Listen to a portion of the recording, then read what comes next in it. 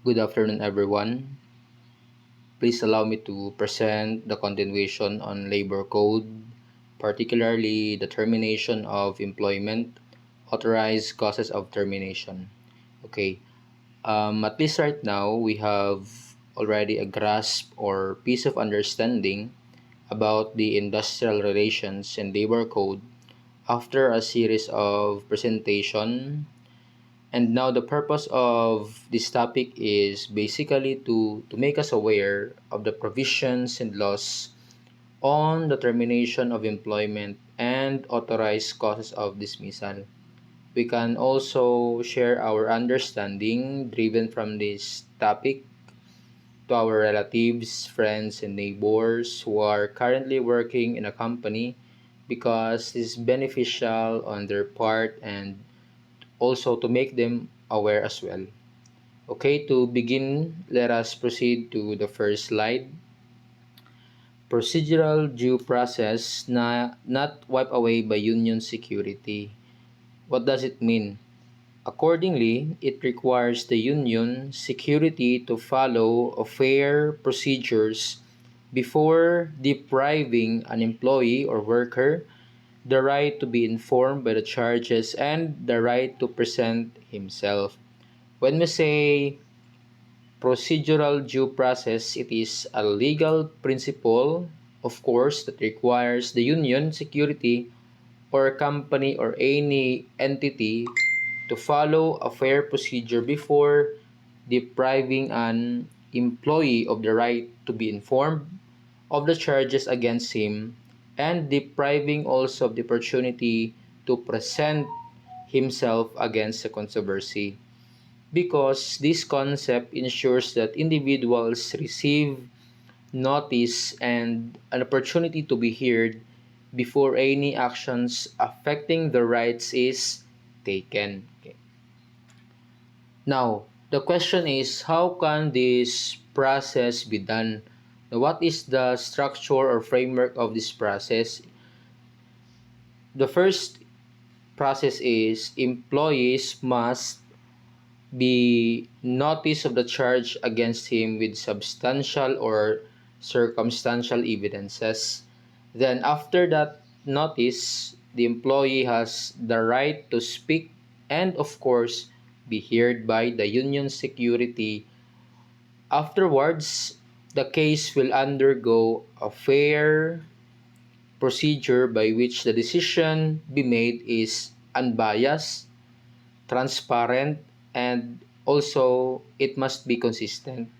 So in simple terms, the union security cannot overrule, or we call this one the term, we cannot override the procedural due process, for the reason that employees are entitled to a fair and transparent process, proper notice, and opportunity to contest any actions that affect their rights. Now, what are the key terms or key elements of this procedural due process not wiped away by union security? Simply, we have the notice and hearing.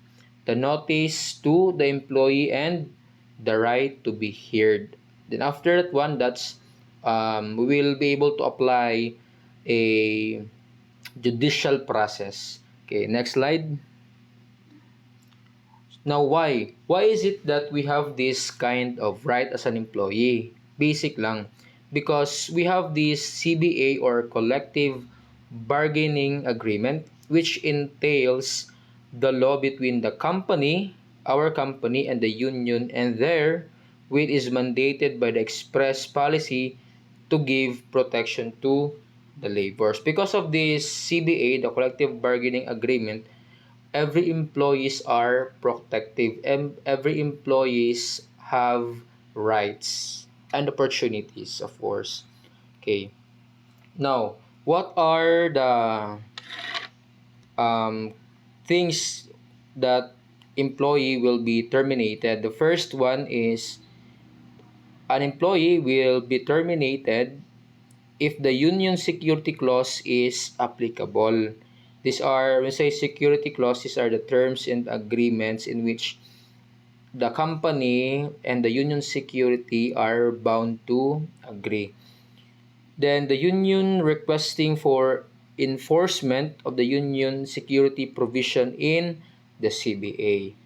Next, if there is a sufficient evidence to support union's decision to expel the employee from the union. Of course, the union security cannot execute judicial process, fair process, if there is no sufficient evidence. Otherwise, the case will become void. Okay. Now, next is hearing is not required. When is the moment in which the hearing is not anymore applicable? Okay. Now, if the first one, if the employee has admitted his guilt, if the employee or the culprit, the accountable person, has already, admitted or confessed his guilt, his mistake, his sin against the company or towards his union or co-workers, then there's no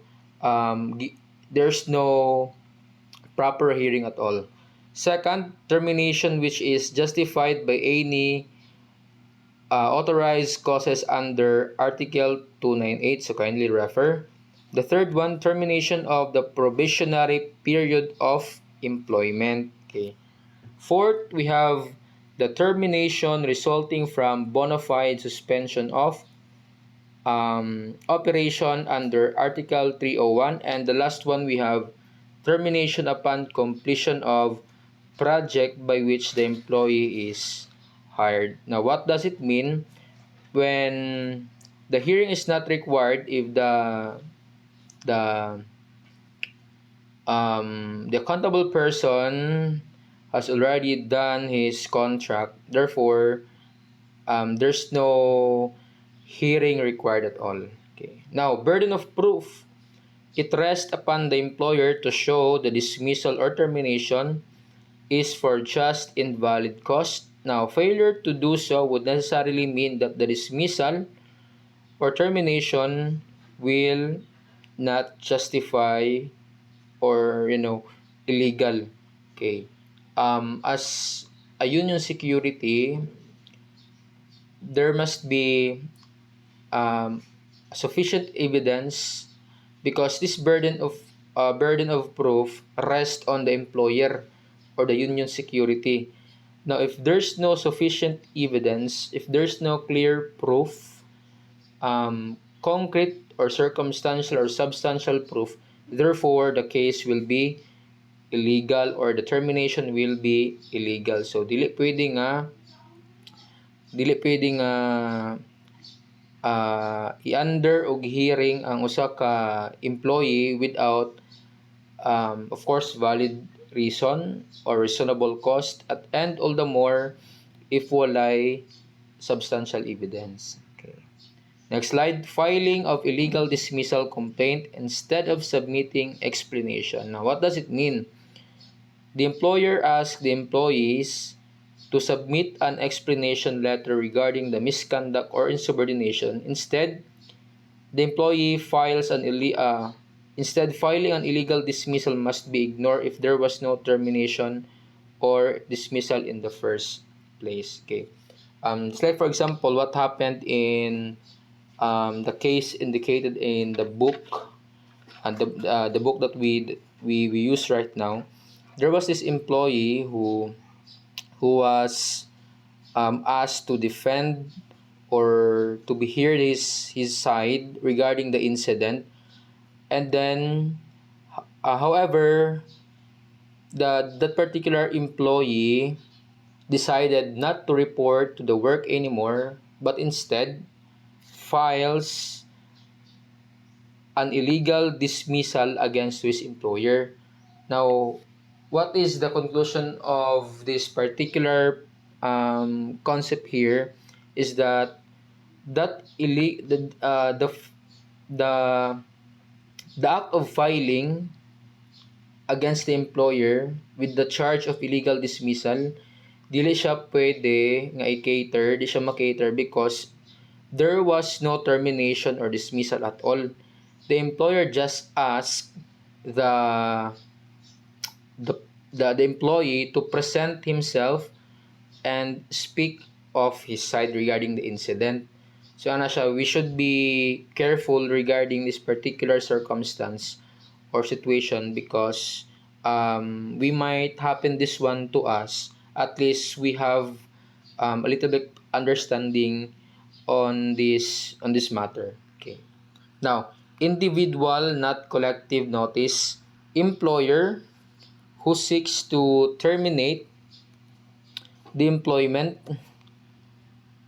of an employee must notify him in writing at least 30 days before the intended dismissal. Okay.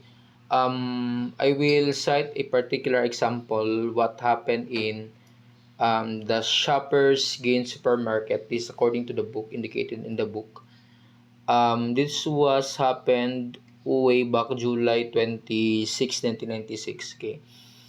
In which the list of the contract over the premise which the employer, particularly the supermarket, was using was not anymore renewed. So wala na renew ang kontrata. Hence, the business had to be closed. Now, 30 days before closing, the employer posted a notice of closure on the employee's bulletin board. Okay, dito gi-post ang ginatawag aning announcement of the closure of the supermarket sa bulletin board. Now, such notice, according to the Supreme Court, is not sufficient compliance with the statutory requirement sustaining the NLRC. The court said that the law is very clear that an employer who seeks to determine the employment of its employee must notify him in writing. Again, must notify him in writing at least 30 days before the intended dismissal. Unsay nakamali sa employer, the employer just announced the closure in the bulletin, but according to the Supreme Court, this must be done in writing individually, not collective. So we should be aware of this because for example, na may tabo nga nanarbaho ta sa Gmall or asa ba nga business firm, business establishment, then na bankrupt na wala mo gi-letter individually, the employer just announced through bulletin or sa GC, it's not sufficient compliance because according to the Supreme Court again, this must be notified in writing at least 30 days before the intended dismissal or closure of the business. Okay. Now, preventive suspension. The employer may be placed a worker if his employment presence poses a serious and imminent threat to the life of employer or co-workers. What does it mean when you say preventive suspension? It is a kind of suspension. It is a kind of suspension in which this is given to the employee, to the worker, if he or she threats a life of the employer or co-worker. So, may tabuan the case will be preventive suspension, masuspended kadali ang employee, and then after i-apply ang due process. After sa due process, if the offendee, the suspect, the culprit, the accountable person is found not guilty, then he could come back to the workplace. Otherwise, if delay, there will be a absolute dismissal or termination, and enormously there might be a legal implications like makulong or whatsoever sentence. Okay, next slide.